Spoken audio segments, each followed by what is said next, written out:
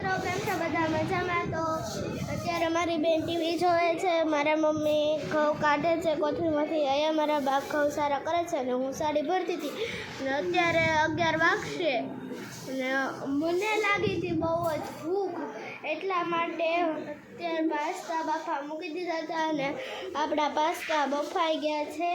અને હવે આપણે પાસ્તા કેવી રીતે બનાવી, એમાં શું શું વસ્તુ નાખવી એ તમારે જોવું હોય તો તમે કન્ટિન્યુ બ્લોગમાં બના રહેજો.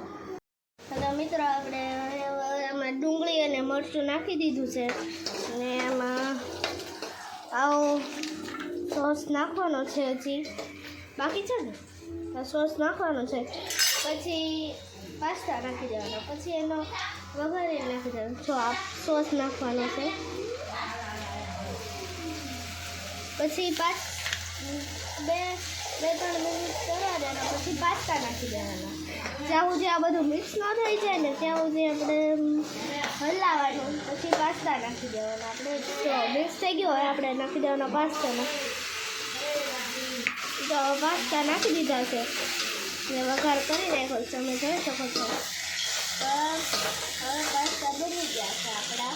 2-3 મિનિટ આપણે કરવા દઈએ, પછી સરખી રીતે બધું મિક્સ થઈ જાય એટલે આપણા પાસ્તા બની ગયા. તમે જોઈ શકો છો આપણા પાસ્તા તૈયાર થઈ જાય છે. હવે તૈયાર થઈ જાય ત્યાં સુધી તમારા બ્લોકમાં બન્યા રહેજો. તો આપણા પાસ્તા બનીને તૈયાર થઈ ગયા છે, તો આપણે ટેસ્ટ કરી લઈએ કેવા બન્યા છે. આ સ્વાદ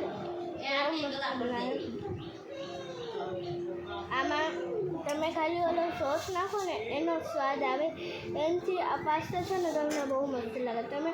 તમે એક વખત આ પાસ્તા ઘરે ટ્રાય કરજો, આ સોસ નાખીને બહુ જ મસ્ત.